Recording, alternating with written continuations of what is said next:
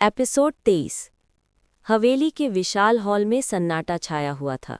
बाहर तूफान थम चुका था, लेकिन अंदर का माहौल अब भी बोझिल और रहस्यमयी था। जमीन पर पड़े विक्रम के निष्प्राण शरीर को नौकर चाकर धीरे धीरे उठाकर बाहर ले गए। हर कोई कांप रहा था, क्योंकि अभी जो कुछ हुआ था वो किसी दुस्वप्न से कम नहीं था। माया अब भी देव के पास खड़ी थी। उसका चेहरा आंसुओं से भीगा हुआ था और दिल में अनगिनत सवाल थे। देव ने धीरे से उसका हाथ पकड़ा और कहा, चलो, तुम्हें आराम की जरूरत है। माया ने उसकी तरफ देखते हुए सिर हिलाया, लेकिन उसके होठों से निकले शब्दों में कांपती हुई सच्चाई थी। आराम? देव, ये सब खत्म नहीं हुआ है। तुमने उसकी जान ले ली, लेकिन उसके शब्द अब भी मेरे कानों में गूंज रहे हैं। वो राज आखिर है क्या? देव की आंखें झुक गईं। उसने कुछ कहने की कोशिश की, लेकिन गला जैसे सूख गया। रात के गहरे सन्नाटे में माया अपने कमरे में बैठी थी। सामने आईने में खुद को देख रही थी। उसकी आंखों में नींद नहीं थी, बस बेचैनी थी।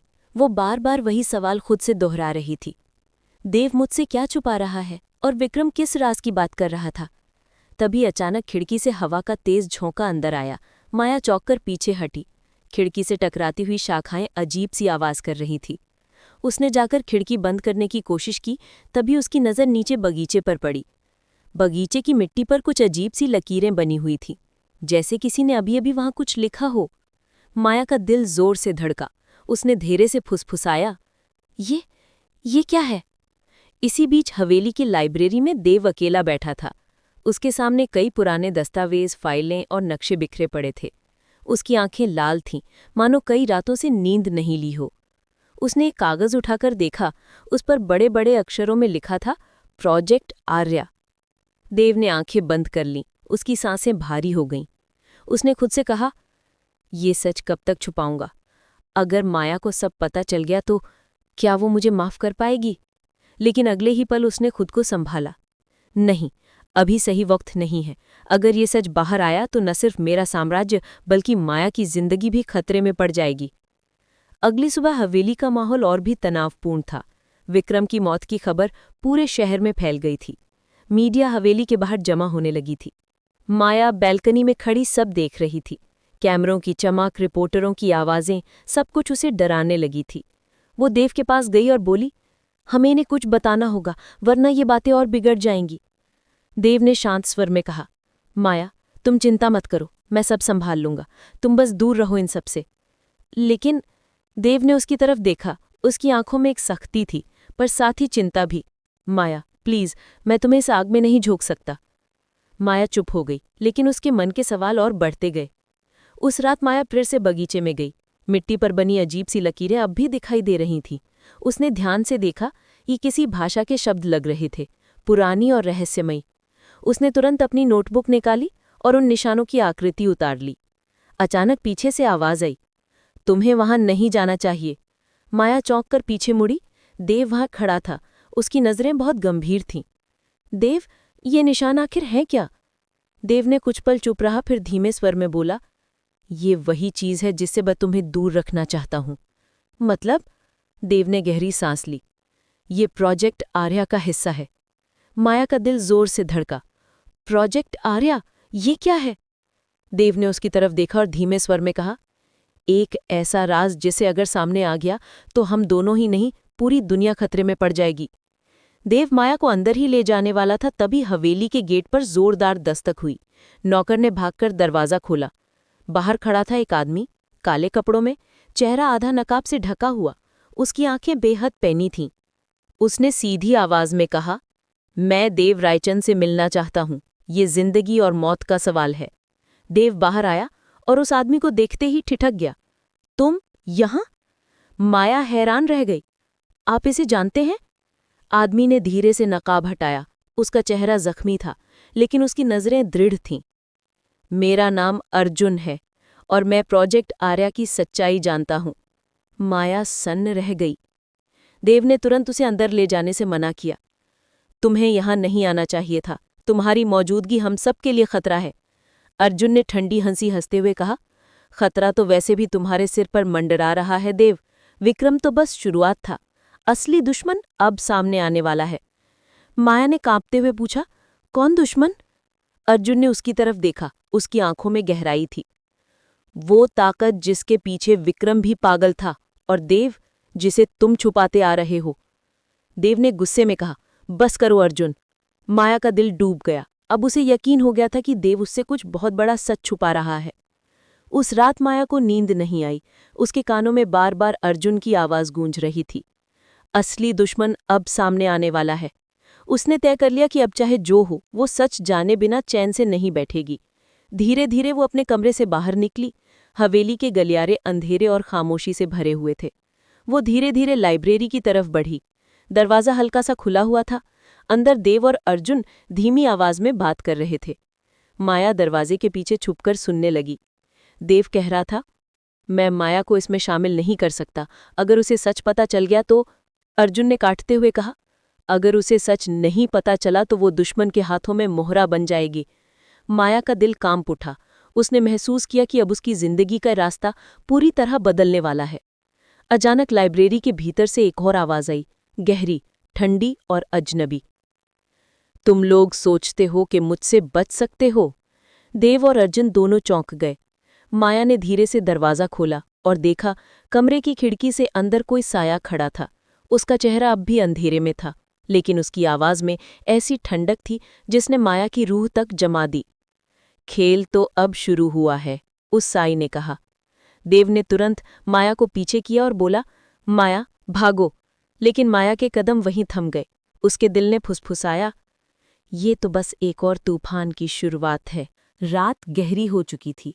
हवेली के विशाल आंगन में सन्नाटा पसरा था, लेकिन उस सन्नाटे के पीछे छुपी हलचल हर किसी को बेचैन कर रही थी। दीपिका के मन में डर और शक दोनों साथ साथ चल रहे थे। उसे महसूस हो रहा था कि कोई उसकी हर हरकत पर नजर रख रहा है। माया अपने कमरे की खिड़की से बाहर झांक रही थी। हवेली के बगीचे में हवा के साथ लहराते पेड़ों की परछाइयां रहस्यमयी लग रही थीं। अचानक उसकी नज़र उस कोने पर पड़ी जहां दिन में उसे कुछ अजीब सा लगा था। वही जगह जैसे जमीन थोड़ी धसी हुई हो। क्या सच में वहां कुछ छुपा है? माया ने खुद से बुदबुदाया। उसके मन में बार बार सवाल उठ रहे थे। देव आखिर किन बातों को छुपाना चाहता है? और सबसे बड़ा सवाल, क्या दीपिका वाकई उस रहस्य से जुड़ी है? इसी बीच दरवाज़ा धीरे से खटखटाया गया। माया चौंकी, लेकिन उसने हिम्मत जुटाकर दरवाज़ा खोला। सामने देव खड़ा था। उसकी आंखों में गहराई थी, लेकिन चेहरा हमेशा की तरह रहस्यमयी। तुम जाग रही हो? देव की आवाज़ धीमी थी। माया ने सिर हिलाया। हाँ, नींद नहीं आ रही। देव ने कुछ देर तक उसकी आंखों में देखा और फिर कहा, तुम्हें लगता है कि मैं बहुत कुछ छुपा रहा हूं, है ना? माया थोड़ी असहज हुई, लेकिन सच बोलना जरूरी समझा। हाँ, और अब ये सब डराने लगा है। मैं यहाँ आई थी सच्चाई जानने, लेकिन जो मिल रहा है वो और उलझा रहा है। देव ने गहरी सांस ली और खिड़की से बाहर देखते हुए बोला, हर सच्चाई बताने का वक्त नहीं होता माया। कुछ बातें अगर जल्द सामने आ जाएं तो सब बिखर सकता है। माया ने बिना झिझके जवाब दिया, और अगर सच कभी सामने ही ना आए, तो क्या तुम चाहते हो कि ये रहस्य हमेशा रहस्य ही बने रहे? देव ने उसकी ओर देखा। उसकी आंखों में लाचारी भी थी और चेतावनी भी। तुम्हें तय करना होगा माया, तुम सच चाहती हो या मेरी दुनिया का हिस्सा बनना चाहती हो। दोनों साथ नहीं चल सकते। माया की धड़कनें तेज हो गईं। ये कैसा चुनाव था? सच और रिश्ता, उसके लिए दोनों ही जरूरी थे। इसी दौरान हवेली के दूसरे हिस्से में दीपिका बेचैन होकर इधर-उधर घूम रही थी। उसके कमरे की मेज पर कुछ पुराने कागज और एक छोटी सी चाबी रखी थी। उसने उन कागजों को देखते हुए फुसफुसा कर कहा, अगर ये बाहर आ गया तो सब खत्म हो जाएगा। वो कागज हवेली के पुराने रिकॉर्ड्स जैसे लग रहे थे, शायद कोई ऐसा सच जिसे देव ने सालों से छुपा कर रखा था। अचानक खिड़की से हल्की आहट आई। दीपिका ने तुरंत कागज समेटकर अलमारी में छुपा दिए और चाबी अपने तकिए के नीचे रख दी। उसकी आंखों में डर साफ झलक रहा था। सुबह होते ही हवेली में एक अजीब सी हलचल थी। नौकर चाकर इधर उधर दौड़ रहे थे, जैसे किसी ने बड़ी सख्त हिदायत दी हो। माया ने देखा कि देव का मूड सामान्य से भी ज्यादा गंभीर था। उसने सभी को आदेश दिया कि हवेली के कुछ हिस्सों में कोई ना जाए, खासकर उस पुराने बगीचे वाले हिस्से में। माया ने सोचा, यानी वही जगह जहां मैंने कल रात देखा था। देव जानबूझकर सबको रोक रहा है। उसका शक और गहरा हो गया। नाश्ते की टेबल पर सब मौजूद थे। देव चुपचाप बैठा था। दीपिका जाहिर कर रही थी कि सब ठीक है, लेकिन उसकी आंखों में बेचैनी साफ दिखाई दे रही थी। माया ने दोनों को गौर से देखा। अचानक दीपिका ने हल्के से मुस्कुराकर कहा, माया, यहाँ रहकर तुम्हें कैसा लग रहा है? हवेली तो बहुत रहस्यमयी है ना? माया ने भी उसी अंदाज में जवाब दिया, हाँ, लेकिन मुझे लगता है कि रहस्य जितना गहराई से छुपाया जाए, उतना ही बाहर आने की कोशिश करता है। दीपिका का चेहरा एक पल को सख्त पड़ गया, लेकिन उसने मुस्कान बनाए रखी। देव ने हल्की सी नजर माया की ओर डाली, जैसे उसे चुप रहने की चेतावनी दे रहा हो। दिन बीते बीते माया ने तय कर लिया कि अब उसे खुद कुछ करना होगा। रात में उसने हवेली के नक्शे जैसे बने कुछ कागज ढूंढ निकाले, जो उसे लाइब्रेरी में रखी पुरानी किताबों के बीच मिले थे। उन कागजों पर हवेली का ब्लूप्रिंट था, और उसमें बगीचे के नीचे बने एक गुप्त तहखाने का जिक्र था। यही है असली राज, माया ने खुद से कहा। लेकिन तभी पीछे से आवाज आई, तुम्हें यहां नहीं आना चाहिए था। माया चौंक कर मुड़ी। दीपिका खड़ी थी। उसकी आंखों में गुस्सा और डर दोनों थे। तुम कुछ ज्यादा ही जानने लगी हो माया, ये जगह तुम्हारे लिए नहीं है। माया ने हिम्मत जुटाकर कहा, अगर ये जगह मेरे लिए नहीं है तो फिर किसके लिए है, और क्यों इतनी चीजें छुपाई जा रही हैं? दीपिका कुछ पल चुप रही, फिर ठंडी आवाज में बोली, कभी कभी सच जानना मौत से भी ज्यादा खतरनाक होता है। माया का दिल जोर जोर से धड़कने लगा। क्या दीपिका सच में उसकी दुश्मन है, या वो खुद किसी रहस्य में फंसी हुई है? उसे लगने लगा था कि अब खेल और खतरनाक हो चुका है। उसके मन में सिर्फ एक ही बात थी, मुझे इस तहखाने तक पहुंचना ही होगा, चाहे देव रोके या दीपिका धमकाए। रात का समय था। हवेली के गलियारों में अंधेरा और खामोशी फैली हुई थी। बाहर हल्की हल्की बारिश हो रही थी, और आसमान पर बादलों की गड़गड़ाहट से माहौल और भी रहस्यमयी बन गया था। माया अपने कमरे में बैठी सोच रही थी। उसकी आंखों में बेचैनी साफ झलक रही थी। उसने दिन में ही हवेली का नक्शा पाया था, जिसमें तहखाने का जिक्र था। अब उसका दिल उसे चैन से बैठने नहीं दे रहा था। उसे हर हाल में वहां जाना था। अगर सच यहीं छुपा है तो फिर देर क्यों करूं? माया ने खुद से कहा और धीरे से दरवाज़ा खोला। गलियारे में अंधेरा था। सिर्फ एक पुराना लालटेन जल रहा था, जिसकी मध्यम रोशनी दीवारों पर डरावनी परछाइयां बना रही थी। माया सावधानी से आगे बढ़ी। उसके कदमों की आहट तक वो दबा रही थी। जैसे ही वो बगीचे की तरफ जाने लगी, अचानक पीछे से एक आवाज़ आई, इतने रात को कहाँ जा रही हो माया? माया का दिल जोर से धड़का। उसने मुड़कर देखा। सामने देव खड़ा था। उसकी आंखें गहरी और सवालों से भरी हुई थीं। मैं बस टहलने निकली थी, माया ने झूठ बोला। देव ने कुछ पल तक उसे घूरा और फिर धीमी आवाज में बोला, तुम झूठ बोलने में अच्छी नहीं हो, तुम्हारा मकसद कुछ और है। माया चुप रही। देव उसके करीब आया और फुसफुसा कर बोला, मैंने तुम्हें पहले ही चेतावनी दी थी कि हवेली की कुछ जगहों से दूर रहना। अगर तुमने मेरी बात नहीं मानी तो उसके नतीजे तुम्हें खुद भुगतने होंगे। माया की आंखों में डर और गुस्सा दोनों थे। उसने सीधे देव से कहा, और अगर सच जानने का मेरा हक हो, क्या तुम मुझे हमेशा अंधेरे में ही रखोगे? देव ने कुछ जवाब नहीं दिया। उसकी आंखों में गुस्सा था, लेकिन कहीं गहराई में एक दर्द भी छुपा हुआ था। वो मुड़ा और बिना कुछ कहे अंधेरे में चला गया। माया के मन में और भी सवाल उठने लगे। वो रुकी नहीं। देव की चेतावनी को अनसुना कर वो बगीचे की तरफ बढ़ गई। चारों ओर बारिश की वजह से जमीन गीली हो चुकी थी। हवा में मिट्टी और भीगी घास की खुशबू थी। लेकिन इस सब के बीच माया का ध्यान सिर्फ उस जगह पर था जहां जमीन थोड़ी धसी हुई थी। वो झुककर जमीन को ध्यान से देखने लगी। सचमुच वहां एक छोटा सा ढक्कन जैसा कुछ दबा हुआ था। उसने पूरी ताकत लगाकर उसे हटाया। धीरे धीरे जमीन का वो हिस्सा खिसकने लगा। नीचे अंधेला था और सीढ़ियां जाती हुई नजर आईं। माया का दिल तेजी से धड़क रहा था। यही है, यही तहखाना। उसने हिम्मत जुटाई और सीढ़ियां उतरने लगी। तहखाने में घुप अंधेरा था। माया ने अपने मोबाइल की टॉर्च ऑन की। रोशनी की पतली सी किरण दीवारों पर पड़ी। वो जगह बिल्कुल पुरानी थी। दीवारों पर जाले, नमी और पुरानी किताबों जैसी गंध।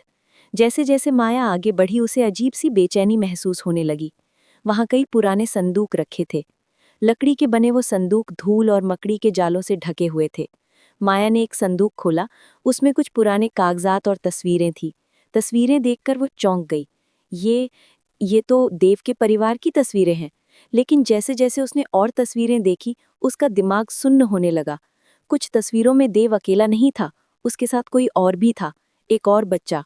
माया बुदबुदाई, मतलब देव का एक भाई भी था? लेकिन ये सच किसी ने क्यों छुपाया? अचानक पीछे से आहट आई। माया ने मुड़कर देखा तो दीपिका वहां खड़ी थी। उसकी आंखों में गुस्सा और डर दोनों थे। तुम्हें यहाँ नहीं आना चाहिए था माया। दीपिका की आवाज सख्त थी। माया ने हिम्मत करके पूछा, ये सब क्या है?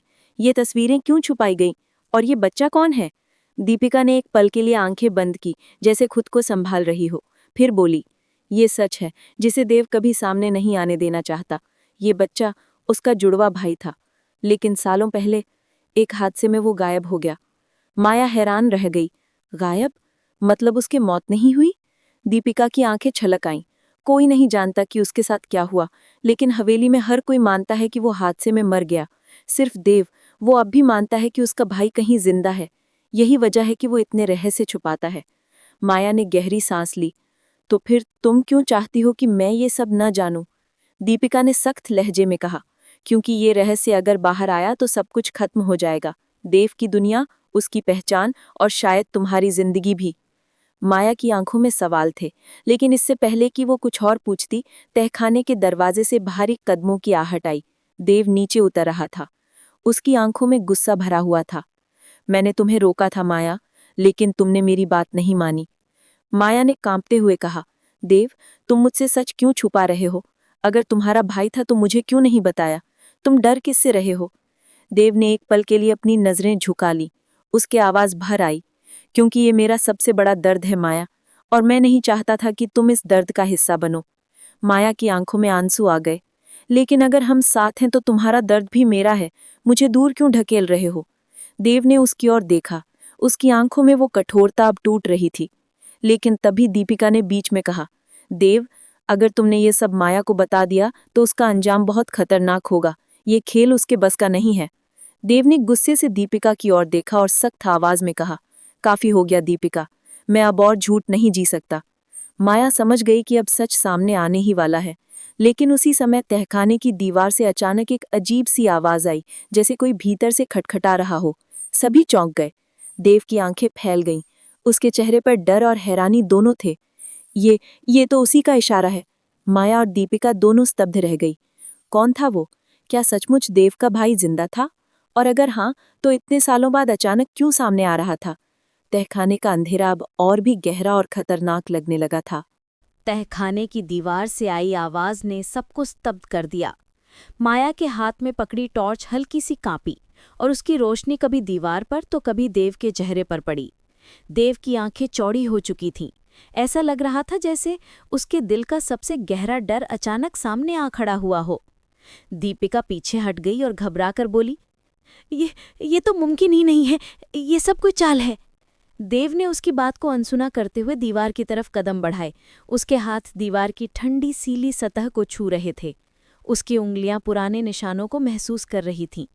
नहीं, ये वही है, देव ने खुद से बुदबुदाया। माया आगे बढ़ी और उसने देव का हाथ पकड़ लिया। देव, प्लीज पहले ठंडे दिमाग से सोचो, ये सब सिर्फ कोई इत्तेफाक भी हो सकता है। देव ने उसकी ओर देखा। उसकी आंखों में आंसू तैर रहे थे। नहीं माया, मैंने इन आवाज़ों को बचपन में भी सुना था। मुझे हमेशा लगता था कि वो कहीं जिंदा है, लेकिन सबने कहा कि मैं पागल हूँ। दीवार के पीछे से फिर वही हल्की खटखट सुनाई दी, इस बार और ज्यादा साफ। माया का दिल धड़क उठा। उसने गहरी सांस ली और धीरे से कहा, अगर सच में कोई है तो हमें उसे बाहर निकालना होगा। दीवार को ध्यान से देखने पर पता चला कि वहां एक अजीब सा निशान था, जैसे कोई छिपा हुआ दरवाजा हो। देव ने अपनी पूरी ताकत लगाकर दीवार को धक्का दिया। अचानक पुरानी ईंटें खिसकने लगीं और एक छोटा सा रास्ता खुल गया। अंदर से ठंडी हवा का झोंका आया, जिसमें मिट्टी और जंग लगे लोहे की गंध थी। देव सबसे आगे बढ़ा, माया उसके पीछे और दीपिका मजबूरी में उनके साथ। अंदर अंधेरा और भी गहरा था। रास्ता संकरा था, दीवारों पर काई जमी हुई थी और छत से पानी टपक रहा था। कुछ कदम चलने के बाद वो एक छोटे से कमरे में पहुंचे। कमरे के बीचों बीच एक पुरानी लोहे की कुर्सी थी, जिस पर जंजीरें बंधी थीं। माया ने टॉर्च घुमाई और चौंक गई। जंजीरों में कोई इंसान बंधा हुआ था। उसका चेहरा धुंधली रोशनी में ढका हुआ था, लंबे बाल और गंदे कपड़े, लेकिन उसकी सांसें चल रही थीं। माया के होंठ कांप गए। हे भगवान, ये तो सचमुच जिंदा है। देव आगे बढ़ा और उसने उस शख्स के चेहरे से बाल हटाए। उसका दिल थमसा गया। वो बिल्कुल देव जैसा दिख रहा था। भाई, देव की आवाज भर आ गई। उस बंधे हुए शख्स ने धीरे धीरे आंखें खोलीं। उसकी आंखों में थकान, दर्द और सालों का अकेलापन झलक रहा था। उसने बहुत धीमी आवाज में कहा, देव। देव की आंखों से आंसू बह निकले। हाँ, मैं हूं। मैं हमेशा कहता था कि तुम जिंदा हो। देखो, आज मैंने तुम्हें पा लिया। माया स्तब्ध थी। उसका दिमाग सब कुछ समझने की कोशिश कर रहा था। तो ये है देव का जुड़वा भाई? दीपिका का चेहरा पीला पड़ गया। वो कांपती आवाज में बोली, ये कैसे मुमकिन है? इतने सालों से ये यहाँ कैद था। देव ने गुस्से से उसकी तरफ देखा। तुम्हें पता था ना? तुम्हें सब पता था और तुमने मुझसे छुपाया। दीपिका पीछे हट गई। नहीं देव, मैं सिर्फ तुम्हारी रक्षा करना चाहती थी। अगर ये सच बाहर आता तो सब कुछ तबाह हो जाता। देव गरजते हुए बोला, तबाह? मेरी दुनिया पहले ही तबाह हो चुकी थी। मैं अपने भाई के बिना अधूरा था और तुमने मुझे झूठ में जीने पर मजबूर किया। माया जल्दी से आगे बढ़ी और जंजीरों को खोलने लगी। बहुत मेहनत के बाद वो भाई आज़ाद हो पाया। उसके हाथ कांप रहे थे, शरीर कमज़ोर था, लेकिन आंखों में अभी भी एक हल्की सी चमक थी। इतने साल मैंने अंधेरे में बिताए, उसने टूटती आवाज़ में कहा। मुझे लगा कोई मुझे कभी नहीं ढूंढेगा। देव ने उसे गले लगा लिया। अब मैं तुम्हें कभी अकेला नहीं छोड़ूंगा, चाहे कुछ भी हो। माया के दिल में एक अनजाना दर्द उठा। वो सोच रही थी कि कौन सा इंसान इतना बेरहम हो सकता है कि किसी बच्चे को सालों तक कैद करके रखे, और वो भी उसी हवेली में जहां सब रहते थे। अचानक देव के भाई ने माया की ओर देखा। उसकी आंखों में एक अजीब सी चमक थी। तुम कौन हो? माया थोड़ी झिझकी और बोली, मैं माया हूं, देव की दोस्त। देव ने तुरंत कहा, नहीं, सिर्फ दोस्त नहीं, ये मेरी सबसे भरोसेमंद साथी है। माया का दिल धड़क उठा, लेकिन उसी वक्त देव के भाई ने धीमी आवाज में कहा, अगर तुम सचमुच उसकी साथी हो तो सावधान रहना। ये हवेली सिर्फ रहस्य नहीं, खतरे भी छुपाए हुए हैं। उसकी ये बात माया के दिल में और भी डर भर गई। दीपिका अचानक गुस्से से बोली, देव, तुम समझ क्यों नहीं रहे हो? अगर ये बाहर आया तो लोग तुम्हें और तुम्हारे परिवार को नष्ट कर देंगे। हवेली का नाम मिट जाएगा। देव ने उसकी तरफ देखा और सख्त आवाज में बोला, नाम, दौलत, शोहरत, ये सब मेरे भाई के बिना बेमानी है। अब सच को कोई नहीं छुपाएगा। दीपिका रो पड़ी।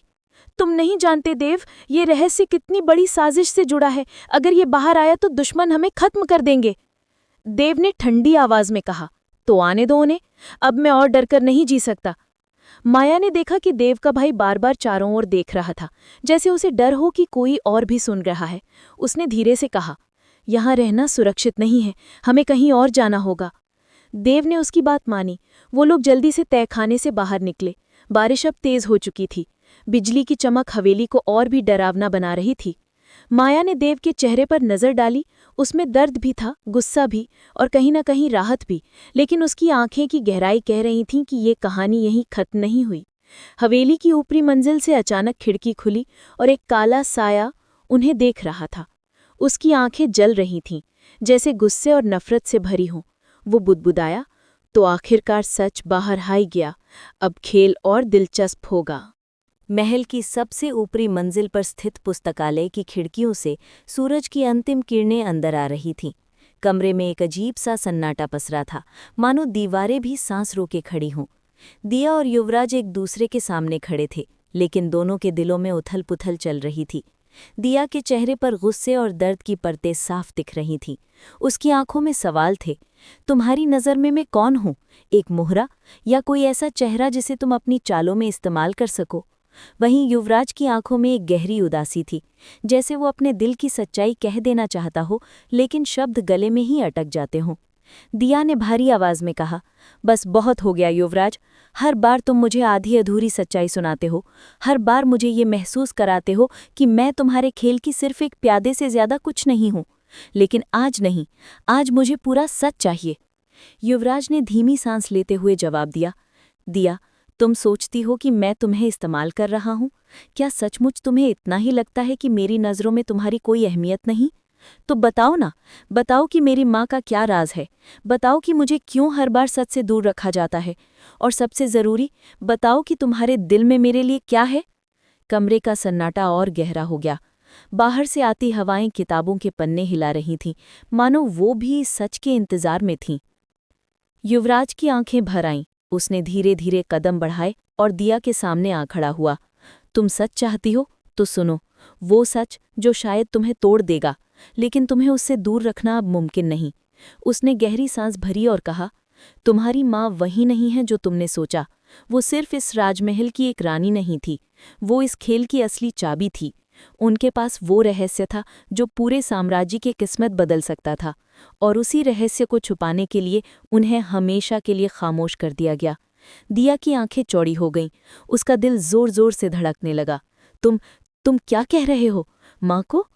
युवराज की आवाज़ कांप उठी। हाँ दिया, उन्हें साजिश का शिकार बनाया गया, और तुम्हें बचाने के लिए उन्होंने अपनी जान दांव पर लगा दी। दिया के पैरों के नीचे से जमीन खिसक गई।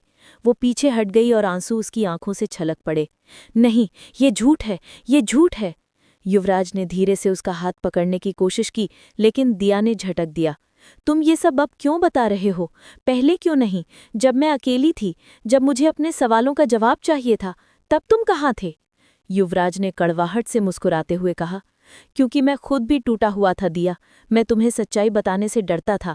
डरता था कि कहीं तुम मुझे ही इस साजिश का हिस्सा न समझ लो। डरता था कि कहीं तुम मुझसे नफरत करने ना लगो। उसकी आवाज़ भर्रा गई। लेकिन सच ये है कि मैं तुम्हें सिर्फ बचाना चाहता था, चाहे इसके लिए मुझे खलनायक ही क्यों ना बनना पड़े।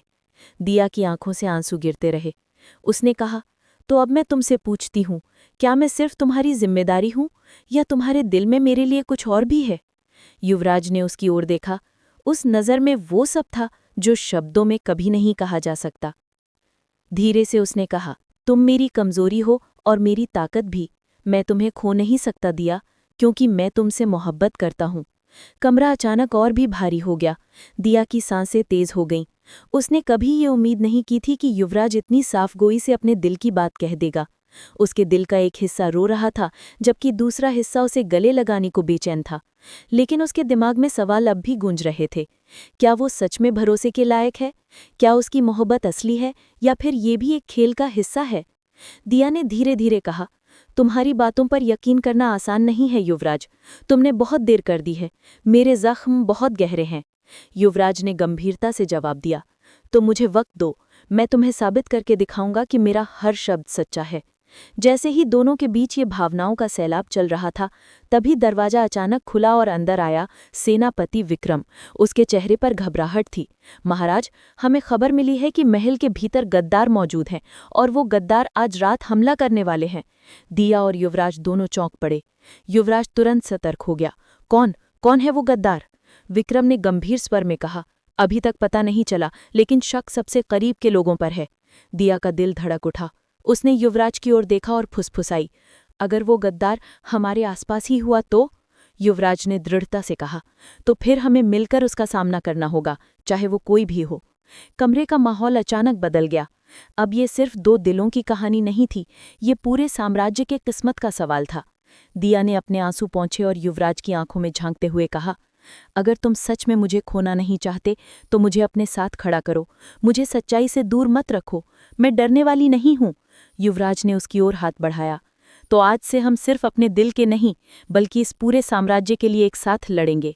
दिया ने उसका हाथ थाम लिया। दोनों की आंखों में अब एक नई चमक थी, विश्वास की, जंग की, और शायद एक नई मोहब्बत की शुरुआत की। बाहर आसमान पर काले बादल छा रहे थे। बिजली कड़क रही थी, मानो आने वाले तूफान की चेतावनी दे रही हो। महल की दीवारों पर पहरेदार दौड़ते नजर आ रहे थे। दिया और युवराज खिड़की से उस तूफानी आसमान को देख रहे थे। उनकी उंगलियां अब भी आपस में जुड़ी थीं। युवराज ने धीमे स्वर में कहा, तूफान चाहे जितना भी बड़ा क्यों ना हो, जब तक तुम मेरे साथ हो मैं हार नहीं सकता। दिया ने उसकी ओर देखते हुए कहा, और जब तक मैं सच जानती रहूंगी, मैं तुम्हें कभी अकेला नहीं छोड़ूंगी। दोनों की नजरें मिलीं। आसमान में बिजली चमकी, और यहीं पर शुरू हुआ नए संघर्ष का एक नया अध्याय।